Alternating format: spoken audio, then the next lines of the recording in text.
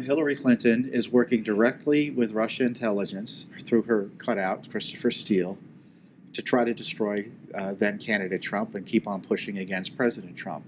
And the idea that Mueller would look into Russia interference on our elections and you actually use that relationship to target people is just extraordinary. And I just want to promote Judicial Watch here, not because I like promoting Judicial Watch, which I do. Well, you should. But because it's just remarkable here in town how little has been done but for Judicial Watch in investigating this.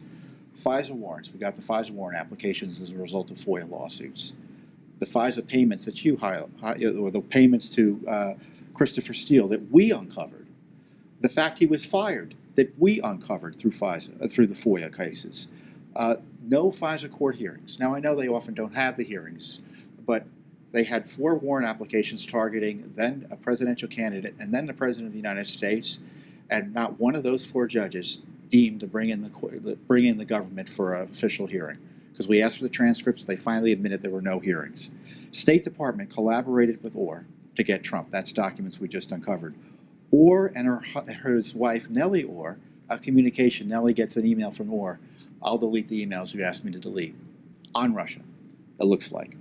The Orr communications with Christopher Steele. Steele gets fired. Bruce Orr of the Justice Department, tasked by the FBI to keep open this pathway for information from Christopher Steele. 60 communications in late 2016, 2017.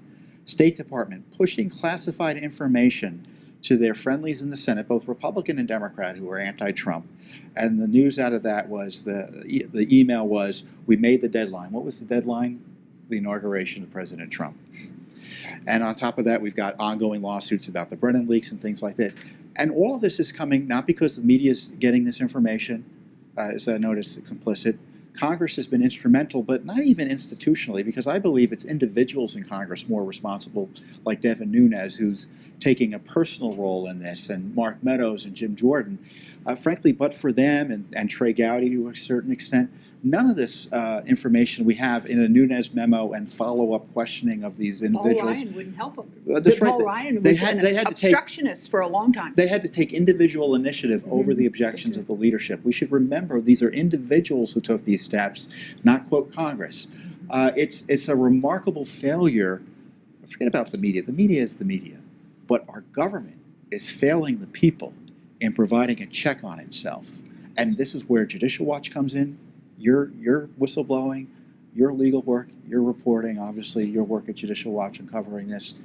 Where would we be but for this type of activism by this lonely group of individuals? But it's also, I go back to the mission and the priorities for the FBI. They're really, there's a national security element to this. And I'm not the only one that got these death threats from Oklahoma and elsewhere. And I've asked, going back many months, even those initial meetings in March 2017, that was all I wanted. I wanted to help the truth get out there in terms of all this damage that it's done to the new Trump administration. But I also asked for some security support.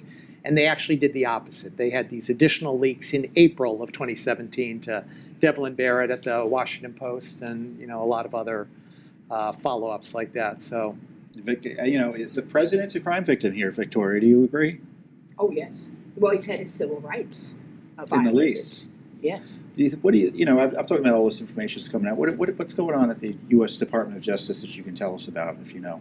Oh, well, there's a new day. I mean, should we be happy? When Bill Barr walked in there, people knew to get serious. Remember, there was a career people who told Jeff Sessions he had to recuse himself here and there and doing all this stuff. They didn't tell Bill Barr he had to recuse himself from the Russian investigation, did they? They knew. They knew. There is a new sheriff in town. And Bill Barr, he loves the law. I mean, this is not about Donald Trump. All these people want to make it like that. I don't know, how he feels about Donald Trump, but he loves the law and the Constitution. My concern is that the rank and file career staff within justice, I think of them as sort of an army of Sally Yateses. That, not all of them, but there's an enormous sort of institutional cant to the left if you Oh. wander through the Department of Justice. And so my concern is that, Attorney General Barr can endeavor to do the right thing.